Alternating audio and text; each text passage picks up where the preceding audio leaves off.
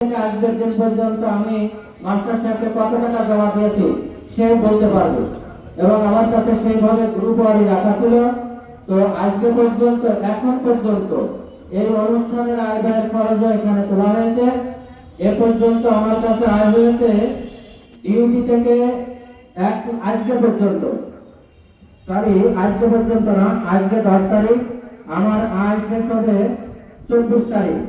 আমরা কালেকশন করতাম আজকে যাদের ডিউটি আছে এদের ডিউটি আর 14 দিন পরে যেদিন থাকবে। নির্বাচন ফর্ম বিক্রি থেকে আয় হয়েছে 1,11,000 টাকা। আমাদের সম্মানিত চেয়ারম্যান যে নগদ দিয়েছে 15,000 টাকা। সর্বমোট আয় হচ্ছে 2,40,780 টাকা। আমার হাতে ব্যয় হচ্ছে 2,20,20 টাকা। 2,20,20 টাকা, অর্থাৎ আজকের খরচ সহ কোন খরচ দিতে কাউকে বাকি নাই। 2,20,20 টাকা। এত টাকা কেন খরচ, এর একটু ব্যাখ্যা আপনাদের একেবারে না দিলেই নয়। খাবারের খরচ 60,000 টাকা, এখানে একটা বড় খরচ। এরপরে 20টা চেয়ার কিনেছি 9,000 টাকা এরকম। এরপরে একটা মাইক কিনেছি, তার পিছনে খরচ আছে। মোট সব মিলে আছে 2,20,000 টাকা। আমার কাছে হাতে নগদ আছে 40,760 টাকা। এই 40,760 টাকার সাথে যোগ হবে আজকে আপনাদের হাতে ক্ষমতা হস্তান্তর করছি। আজকে রাত থেকে যে ইনকাম আসবে এটা আপনাদের কাছে জমা নেবেন। বিগত যে 14 দিনের আয়ের টাকা আছে এটা আমাকে আপনারা জমা নিতে দিয়ে, এটা আপনাদের কাছে অনুরোধ। আর আমি শিক্ষকতা করি, আমার গ্রান্টের দিন ছাড়া আমি সময় দিতে পারি না আপনাদের। তো আপনাদের নবনির্বাচিত কমিটি থেকে যদি একজন লোক দেন তাহলে আমার জন্য সুবিধা। আর আমার কমিটি থেকে একজন লোক বা দুজন আগামী শনিবারে আপনাদের কাছে যেটা ওয়াদা করা আছে, একটি জেনারেটর, একটি মোটর এবং 500 ফিতা পাইপ, এটা ক্রয় করে বরিশ সমিতির এমন একটা এটা আছে আয় ব্যয় হিসাব। এরপরে আছে আমার ছোট বন্ধুবার সোহরাব হোসেন বিশ্বাস বলেছে, আসলে দায়িত্ব যখন কাঁধে উঠে যায় তখন নিজের কষ্টকে স্বীকার করে দায়িত্ব নিতে হয়। এই সাথে আরেকটি কথা বলি, মাইস্টার বাজারে এবং বাবু স্বপন কুমার কুন্ডু ইন্ডিয়ায় চলে গেছেন।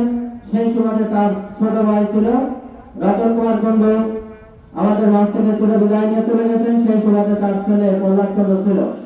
আজকে আমরা এই দীর্ঘদিনের কমিটি বিলুপ্ত ঘোষণা করছি, অর্থাৎ উপদেষ্টা কমিটি আজকে এখন বিলুপ্ত ঘোষণা করলাম।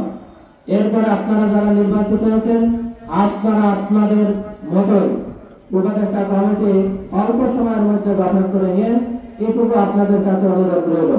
আজকে থেকে উপদেষ্টা কমিটি এবং নির্বাচন পরিচালনা কমিটি আমি বিলুপ্ত ঘোষণা করলাম। সর্বোপরি কিন্তু আপনারা যারা ব্যবসা করেন অনেক প্রকার, যত প্রকার ব্যবসা করবেন তত প্রকার লাইসেন্সের দরকার। এই যে বর্তমানে ব্লক সিজন চলছে, ব্লকে বিভিন্ন রকমের কীটনাশক ব্যবহার চলছে, বিভিন্ন প্রকার বীজ ব্যবহার চলছে। যারা বীজ বিক্রি করছেন তাদের লাইসেন্স নেই। সালিশ করতে করতে এমন সপ্তাহ নেই, গোপনে সরাসরি প্রতিদিন একটা না একটা আছে।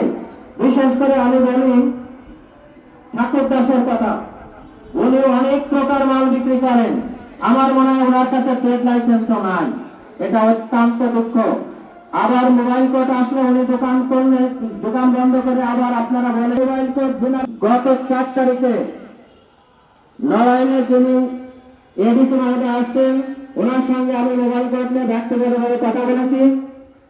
উনি আমাকে একটি কথাই বলল, মাইক্রো বাজার আমি সার কিনতে যে ডিলারের ঘর বন্ধ পেয়েছি বেলা 12টা 10 মিনিটের সময়, আমার কিন্তু মাথায় আছে। আমি নিজে একজন কৃষক সিলিন্ডার পেয়েছি।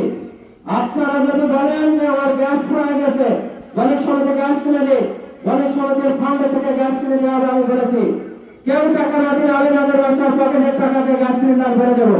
কিন্তু আপনার গ্যাস সিলিন্ডার আছে, যে ঘরে আগুন লেগেছে আপনি সহযোগিতা করেন, ওই আগুন যদি সহযোগিতা না করে নিভানোর চেষ্টা না করেন, পুরা বাজার আগুন লেগে গেলে বন্ধু আপনিও বাঁচবেন না। আগুন যখন শেষ করছি, আল্লাহ হাফেজ। আগামীকাল রাত 8টায় আমরা আমাদের বণিক সমিতির অফিসে আমাদের পরবর্তী পরিকল্পনা এবং গুরুত্ব রাত 8টায়।